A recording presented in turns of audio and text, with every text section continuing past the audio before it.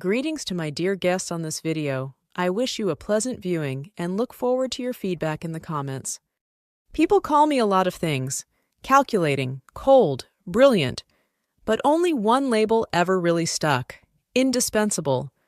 At least, that's what I was told. I was in Toronto, occupying a top-floor suite of glass and steel, standing at the helm of one of the most complex international negotiations my firm had ever attempted. A $500 million logistics tech merger, the kind that rewrites markets and puts names in headlines. Mine was already on the lips of every executive in the room. Susie Lin, lead strategic officer, the woman who tamed volatility into opportunity. It wasn't luck. I'd built this. Strategy by strategy, risk model by risk model, 14-hour days that turned into 20-hour nights, spreadsheets so complex they could have crashed less prepared minds. But I didn't crash. I rose. The deal had reached its final stage. The Canadian partners had flown in, the Asian delegation was logged in via secure line, and I was finalizing the agreement language for electronic signing. The room buzzed with anticipation. Low murmurs, shuffling papers, the hum of translators whispering into earpieces. I was in the zone, until my phone lit up with a call from Robert Denton, the CEO. I excused myself politely and stepped into the adjoining office, closing the glass door behind me. I remember how bright it was in there, the overhead light harsh on my tired eyes. I answered, "Susie." His voice was clipped, no pleasantries. "Yes, Robert?" "There's been a shift. Effective immediately, your contract with Axis Core Global is terminated." I blinked. "Excuse me?" "It's done. HR will follow up with documentation. Your access has been revoked. Thank you for your service." Click. That was it. No explanation, no warning, just cold, clinical execution. I stared at the screen, the call log still glowing. My fingers trembled as I tapped into my corporate VPN. Access denied. My email? Locked. My calendar? Blank, like I'd never existed. In that moment, I wasn't fired. I was erased. I stood there, heart thudding, as the reality settled in like a slow poison. I could still hear the muffled voices from the conference room behind the glass. My deal. My strategy. And now I was locked out. Cut out. I leaned back against the desk, fingers clutching the edge. Breathe, Susie. I'd been burned before, but never like this. And what they didn't know, what they couldn't possibly imagine, is that I hadn't come to this dance without a backup plan. Because while they thought they were erasing me, I had just activated something else entirely. Something buried, quiet, powerful, a contract of my own. I didn't panic. Not yet. The hotel suite was quiet in that eerie, unnatural way expensive rooms often are, decorated to look lived in but devoid of actual life. No ticking clocks, no creaking floors. Just silence and the low hum of the city far below the window. I sat in a leather chair, the skyline behind me, my personal laptop warming against my legs.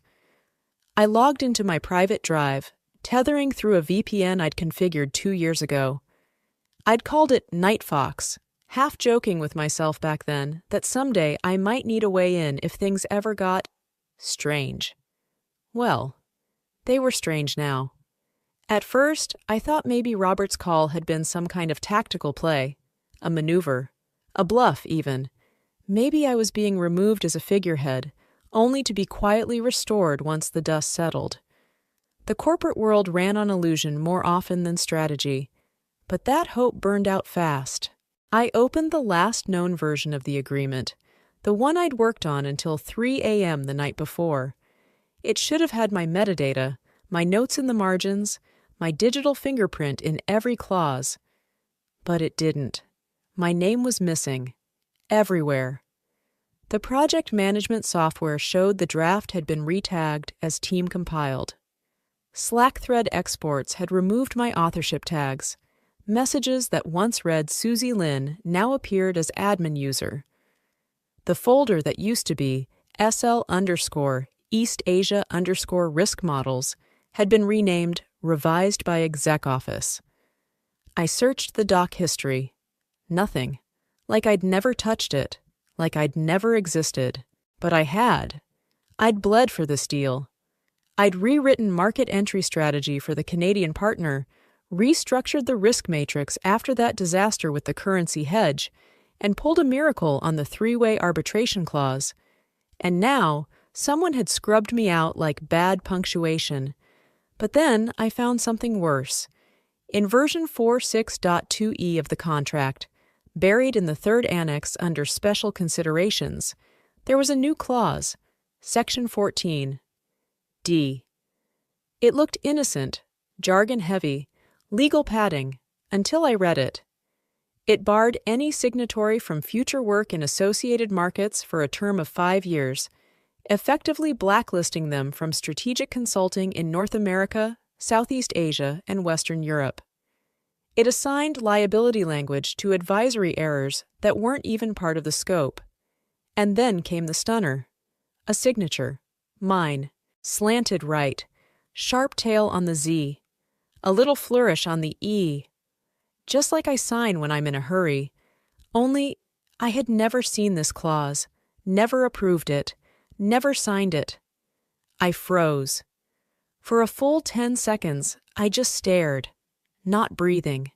My pulse thundered in my ears. It was forged. I zoomed in on the metadata. The document was uploaded via an internal Axis Core terminal. ID tag, ACASINT0220, out of the New York office. Timestamped 1 hour after my firing. They didn't just terminate me. They manufactured a record in my name to tie me to their legal exposure. If anything went wrong, if the deal unraveled or the markets turned, they could blame me. My head spun. But slowly, that confusion hardened. This wasn't an accident. This was a purge. I stared out the window, watching a plane cut through the sky, leaving behind a white trail that vanished as quickly as it formed. I had been wiped out with the same efficiency. And yet, not completely. They forgot one thing. I don't disappear.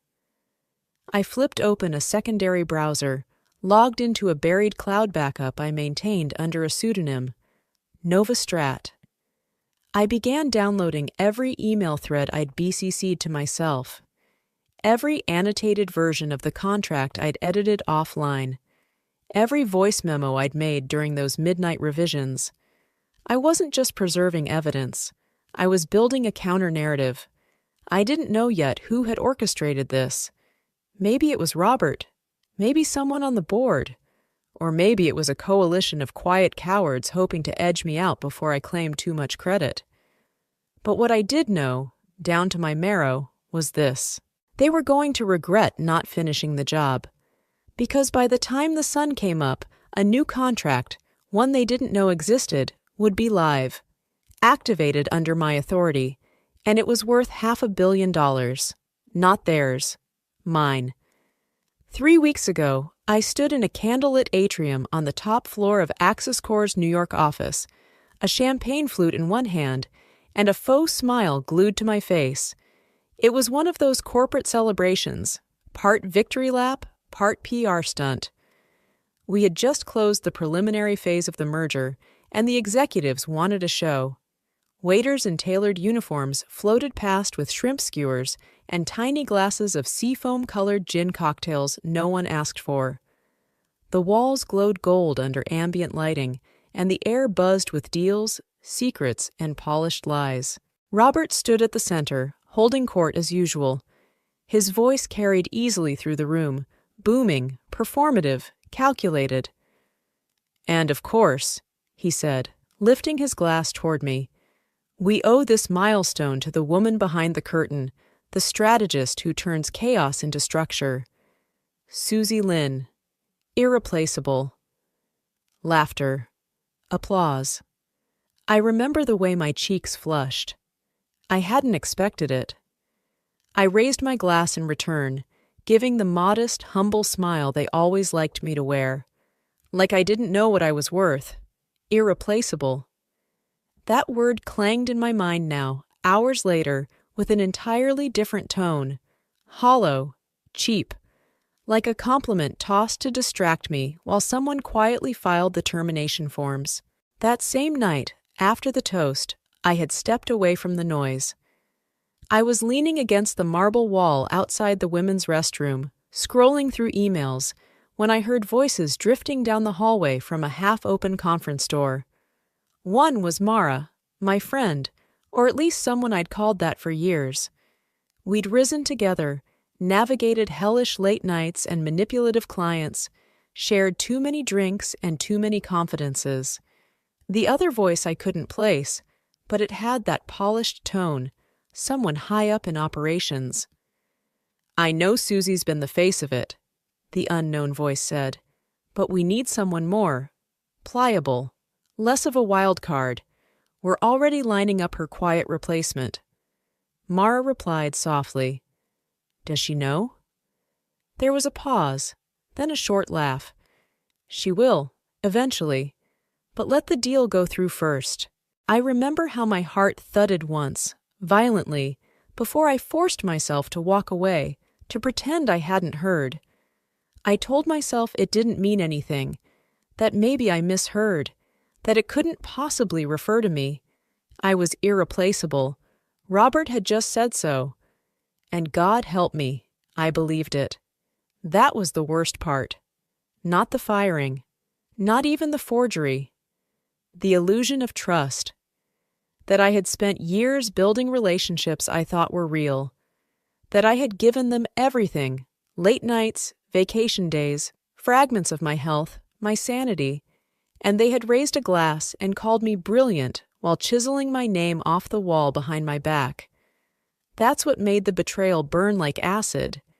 Because I wasn't naive, but I was human, I'd let myself feel proud. Let myself believe that for once I wasn't being used, that I had earned a place that couldn't be stripped away by strategy decks and secret meetings. And yet, here I was, a shadow in a hotel suite, watching her name vanish from the very work she built. I stared at my reflection in the window, just a silhouette against a skyline that suddenly felt unfamiliar. Cold. And I made myself a promise. They called me irreplaceable? Fine. I would show them what it looks like when the one person you tried to erase writes herself back in dot by 4 a.m. I had stopped thinking like a victim. That phase was over. The disbelief, the grief, the second-guessing, I left all of that behind me in the first 2 hours. What came next was something colder, something quieter, something far more dangerous. I didn't cry. I didn't scream. I documented. And then I called George. George Wine, Senior Legal Counsel, Axis Core Global. 10 years at the company. Brilliant, introverted, and far too principled for the circles we swam in.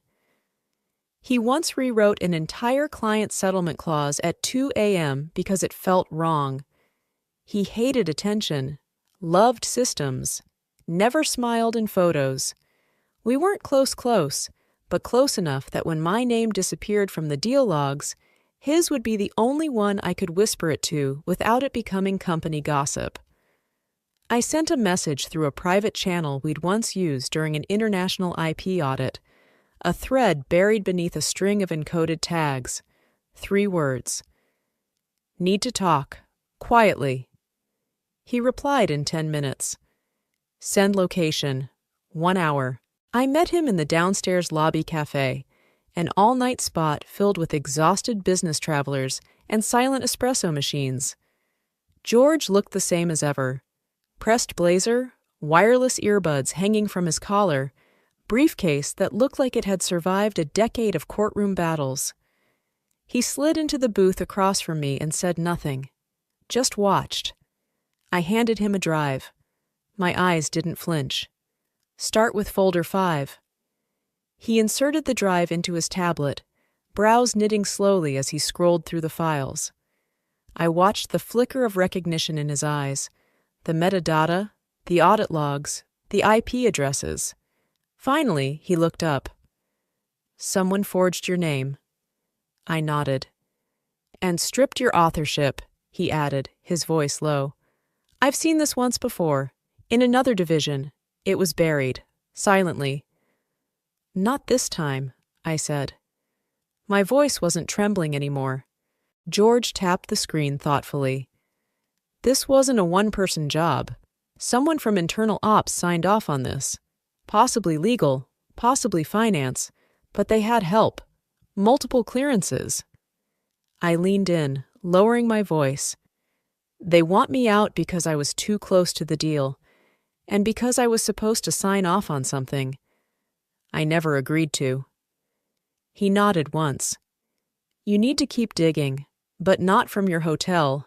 They'll track your IP." "Already ahead of you," I said, sliding him a slip of paper. "These are public access nodes I'm routing through. And George, this never touches your department officially. You didn't help me. You didn't know." His mouth twisted slightly in that almost smile he gave when he respected someone's game. "Understood." When he left, I didn't go back upstairs. I walked to a 24-hour co-working space I'd used back when I was freelancing during grad school. I still had a lifetime login. They still had coffee and bad lighting. That's where I became focused. I pulled audit logs from shared collaboration tools, screen-captured discrepancies in the file versions. I backtraced changes in the metadata trail and matched login timestamps to travel records from internal newsletters. It wasn't just tampering. It was theft. The phrasing in the strategic clauses was mine, language I'd used in a grad school thesis years ago.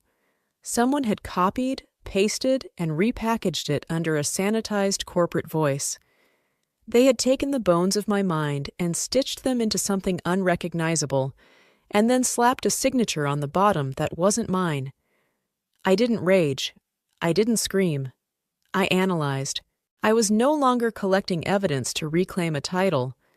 I was building a timeline for a war, because I realized something terrifying in that dim, flickering space, surrounded by the ghostly hum of other insomniac minds. They didn't just fire me. They tried to steal me. And now I was going to show them how badly they'd underestimated the woman they called irreplaceable, right before they tried to erase her. When I reached out to Victoria, I didn't ask her for help. I gave her a problem. She was the kind of person who couldn't leave one unsolved. Victoria Chen had been with Axis Corps almost as long as I had, but unlike me, she preferred the shadows. She was our internal compliance specialist, the quiet engine behind every risk audit, whistleblower policy, and regulatory footnote no one else bothered to read. Detail-obsessed, sharp-eyed, and absolutely unafraid of powerful people when the data didn't add up. We'd worked together once during a particularly gnarly acquisition, and I'd watched her dismantle a fraudulent tax shelter scheme so carefully that the offending executive resigned before the board even confronted him. I didn't explain much in my initial message, just said I had a few log integrity questions I needed a second set of eyes on. She showed up at the co-working space 2 hours later, dressed like she'd just walked out of a fire drill. Sneakers, jacket over one shoulder, coffee in one hand, laptop in the other. "Okay," she said, sliding into the seat next to me. "Tell me what I'm looking at." I walked her through the forged clause, the altered document logs, the signature. She didn't interrupt. She barely blinked, just nodded slowly and said, "Okay, let's start at the top." Within 20 minutes, she had her own screen up, sifting through the user audit trails from Axis Corps' shared document system. She pulled up the change history, the server ID logs, the admin-level edits. She was faster than me, more surgical. And then she paused. "Susie," she said, tapping a line of code, "look at this." The edit that added Section 14. D had been executed from a restricted terminal, one not connected to any of the common shared workstations. Its tag, AXC root VRM1. My heart skipped. Victoria zoomed in, decoding the routing path. This one doesn't go through the standard firewall. It's air-gapped, meaning someone wanted this terminal off the books. I stared at her. She nodded slowly, eyes sharp. CEO-level device. Robert. Of course. It was too clean, too precise. This wasn't a case of legal sloppiness or a miscommunication between departments. Every change, every deletion, every forged version was part of a timeline that aligned perfectly with my exit, and a clause that benefited only the firm's upper brass. Victoria traced the edits further. They didn't just replace your name. They simulated your phrasing style. See this? She pulled up a document comparison algorithm. The clause structure mimics your last revision exactly. They used your voice to make the forgery invisible. I said nothing, because I wasn't surprised, because somewhere deep down I already knew. Robert hadn't just fired me. He'd orchestrated the erasure of my authorship to remove risk from his own portfolio. That clause, Section 14. D, it was toxic. It shifted liability to signatories, shielded executive interests, and ensured that if the merger soured, I would be on the hook for exposure. And by forging my name, he'd made sure I'd have no recourse. Or so he thought. I sat back in the chair, breath calm, pulse steady. Victoria looked over at me. This is damning. Yes, I said, eyes locked on the screen. It is. I didn't smile. I didn't gloat. Because what I had wasn't revenge. What I had now was proof. While Victoria ran forensic logs and compiled screenshots into a compliance-grade report, I leaned back and stared at the ceiling tiles, letting my mind drift, just briefly. Because 8 weeks ago, I had done something Robert would never have predicted. I created a company.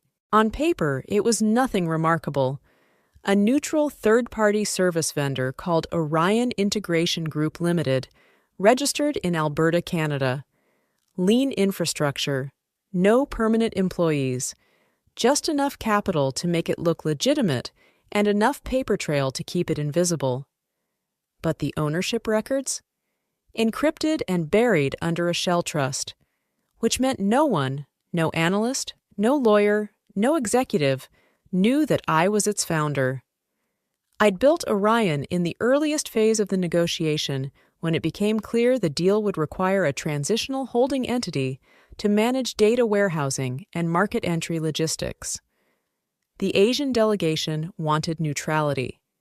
The Canadians wanted distance. Robert had waved it off with a bored, handle it. And so I did.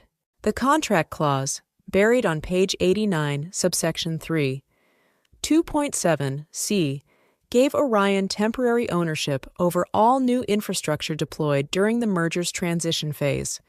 Cloud systems, data nodes, payment rails.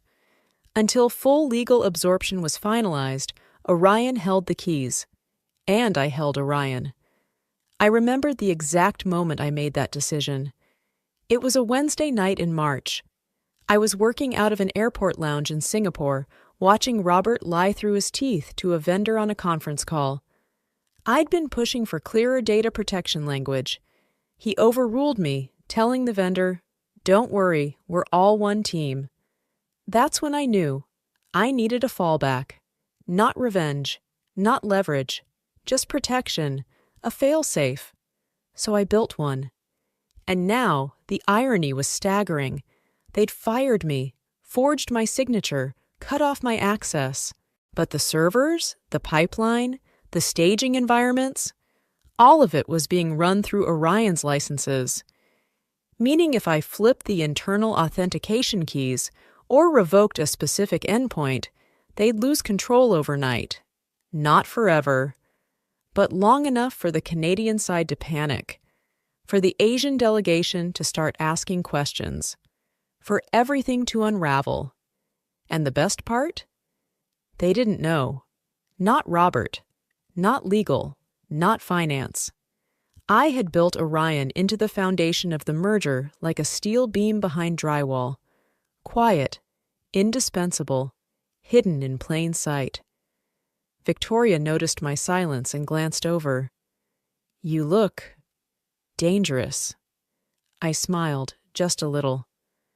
"I'm just remembering something they forgot." She raised an eyebrow, curious. I didn't elaborate, because the time for secrets was almost over. And when they finally realized who Orion really was, it wouldn't just be a surprise. It would be checkmate. The moment I left the co-working space, I walked 5 blocks through the thinning dawn to a private terminal hub I'd used only once before, buried in the financial district, built for quiet operations and clean logins. No prying eyes. No corporate IT fingerprints. I sat in the stark, soundproof pod, palms flat against the touch sensor pad as the machine blinked to life. Accessing Orion Core environment. The screen glowed. The biometric prompt slid into view. Voice recognition. Fingerprint. Retinal scan. This was my fortress. I had built it layer by layer over the past 2 months. Custom modules, real-time sync between continents, blockchain ledger entries backed by Swiss standards. The system held every operational piece of the merger's backbone: logistics data, compliance records, partner agreements, internal forecasts. Nothing moved unless Orion validated it, and I was the only one who could get in. Or so I thought. I placed my thumb on the scanner. Error. I blinked. Retried. Error. Credential mismatch. Please verify admin access. A cold weight settled in my chest. I tried again, this time using the override protocol, one that bypassed token authentication and went straight through encrypted key verification. System locked. Administrative override detected. Access suspended. I stared at the screen. Someone had locked me out of my own system. They couldn't have known. Not unless they found a leak. Not unless... My stomach twisted. Robert didn't just try to erase me. He tried to hijack Orion. And someone inside, must have helped him build a back door. But in doing so, they triggered the failsafe. The platform had gone into panic lock. That was by design. If more than one admin login was attempted without biometric match, the entire system froze until manually reauthorized by the primary founder. Me. But I couldn't reach it. Not from here. The chaos would be instant. Without Orion, every transaction in the merger pipeline would stall. Every data sync would fail. Every client-facing interface would go dark. I could already imagine it. Boardrooms full of blinking screens, red error messages, and a growing sense of something slipping out of control. It would spread like digital wildfire. And all I could do was wait. I leaned back in the chair, staring at the frozen interface, and for the first time since that night in the hotel suite, I smiled. Not out of malice, out of clarity, because this wasn't noise anymore. This was silence. My silence. And it was speaking louder than any memo or press release ever could. I pulled out my private phone, not the Access Core issued device, the real one, the untraceable one. I dialed a number I hadn't used in 6 months. Julian picked up on the 3rd ring. Susie. His voice still had that crisp Swiss cadence, calm, analytical, dangerous, in the right room. Julienne, I said evenly, tell me what they told you. A pause. They said you were reassigned, he replied. Transitioned to an internal role pending restructuring. Do you believe that? Another pause. Longer this time. I know you, he said. And I know your fingerprints are on every piece of this structure. The system's gone dark. They're panicking. And I'm guessing you're the only one who knows why." I said nothing. "I want to believe you're still in control," Julian added, "because if you're not, then we've all made a very expensive mistake." I exhaled slowly. What if I could prove that I never left, that the deal you negotiated is only alive because I kept it breathing in the background? "Then," he said, "we make a new deal. With you. Personally." My eyes locked on the screen. "What's the offer?" "You sign as CEO of Orion. We shift the contract before the board finalizes the merger terms, but I need it by Monday morning. No delays." "And Axis Core?" He didn't hesitate. "Becomes irrelevant." I sat in silence. The system was frozen, the company was lying, and I was being offered the very thing they tried to steal from me. Not a title, the truth. "I'll send the paperwork tonight," I said. Julian's voice was firm. "Monday, Susie, or this dies." "I know," I said, and I meant it. Because now they didn't just underestimate me. They built their empire on a foundation with my name still hidden underneath it. And I was about to flip the entire thing over. By midnight, I was back inside. Not through the public hub, not through the frozen interface. They were compromised. I didn't trust them anymore. Instead, I used the old root key buried on a cold storage drive I'd hidden years ago in a deposit box under a different name. I decrypted the chain manually, validated my biometric credentials with the original enrollment video, and accessed Orion's backend through a hard-coded fallback node embedded in a test environment. It wasn't fast, it wasn't sleek, but it worked. The moment I logged in, the platform lit up like a breath held too long finally being released. System stabilized, access restored, logs rebuilt, and I rewrote the rules. I reinforced encryption on the admin shell, deleted every unauthorized credential, then shut down API sync with Axis Core's network entirely. From this moment on, the company that thought it owned everything no longer had access to anything. Not the databases, not the models, not even the loading screens. They were locked out.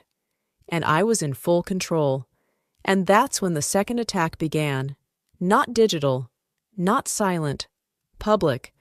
By 9 a.m., the articles were already circulating. Headlines wrapped in polite vagueness, but sharpened like scalpels. Key strategist Susie Lin quietly departed from Axis Core amid ongoing internal review. Anonymous sources raise concerns over project integrity and data ownership.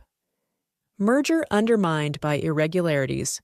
Sources point to internal conflict. No quotes, no evidence, just a slow, careful smear campaign designed to plant doubt, to suggest I had stolen something, breached something, sabotaged something. Of course, I hadn't, but they weren't trying to win a case. They were trying to muddy the narrative. Make it so that when I emerged on Monday, people wouldn't know what to believe. But here's the thing about lies whispered in public. They're fragile when you're silent. I didn't respond. No tweets, no statements, no rebuttals. And that silence did something they didn't expect. It left a vacuum. And into that vacuum rushed the truth. First, it was a Slack message screenshot, shared anonymously on Twitter by an old colleague. My name on a strategy doc, the timestamp, the edits, the unmistakable evidence that I'd been the mind behind the architecture they were now pretending to disown. Then came the emails, redacted but unmistakable, forwarded to journalists, shared quietly in private discords. Then came the LinkedIn posts, people I'd worked with, respected, mentored. I was in the room when Susie saved that deal. Don't let the silence fool you. She trained half the department. If there's a system still running at Axis Core, it's because she built it. I've seen the contracts. I know what she signed, and what she didn't. Each message was small, each post quiet. But together, they roared. The louder the company pushed their half-truths, the louder my silence became. Not because I was hiding, but because the truth didn't need a microphone. It had already gone viral. People began digging, investigating, debunking the anonymous claims. It backfired. By Friday evening, I received a message from a journalist at one of the top finance publications. "Off the record," she wrote, "we've seen the evidence. You don't need to speak. They already said too much." I stared at the screen for a long moment.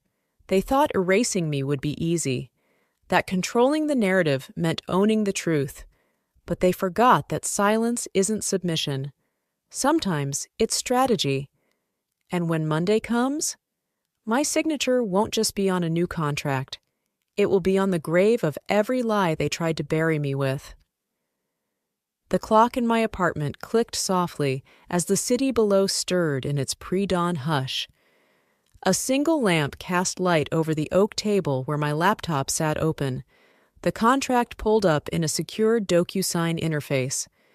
I read it again, line by line, though I already knew every word by heart. At 6:01 a.m., I clicked sign. Just like that, it was done. A quiet gesture. No confetti, no applause. Just a legally binding agreement between Orion Integration Group Limited and the primary foreign partner, the client who, up until now, had been tethered to AccessCore. But not anymore. Because now it was official. The infrastructure, the systems, the transitional platforms, all of it belonged to Orion, which meant it belonged to me.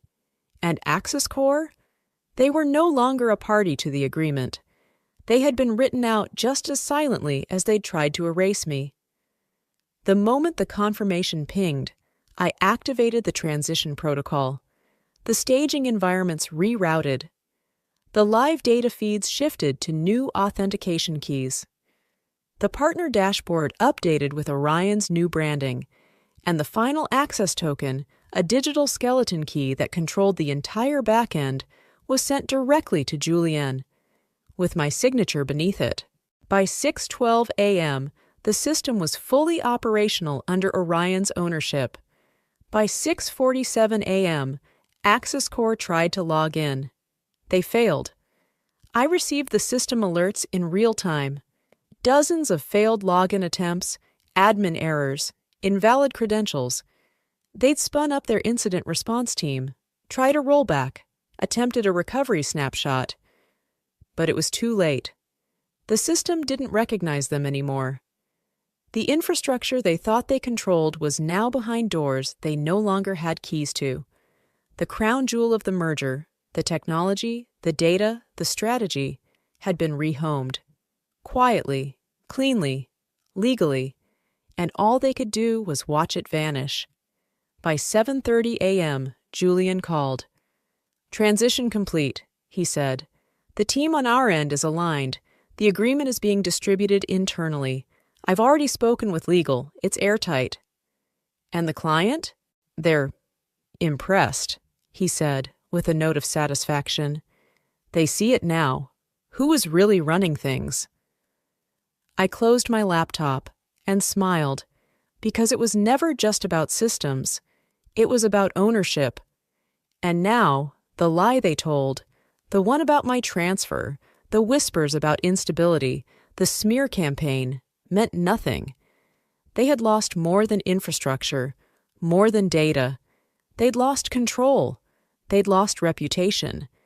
But most of all, they'd lost the client, the partner who brought $500 million in contracts, the partner who had trusted me even before they knew they were supposed to. And now that partner had walked away, not just quietly, but publicly. That morning, as AccessCore's executive suite scrambled for explanations, someone leaked the internal memo announcing the loss. It landed on business blogs, then Twitter, then inboxes. Merger deal collapses after key partner defects to neutral vendor. Sources suggest internal mismanagement and leadership failure. My name wasn't in the headline. It didn't need to be, because now everyone knew who held the key. And by the time the boardroom lights turned on, I was already building something new.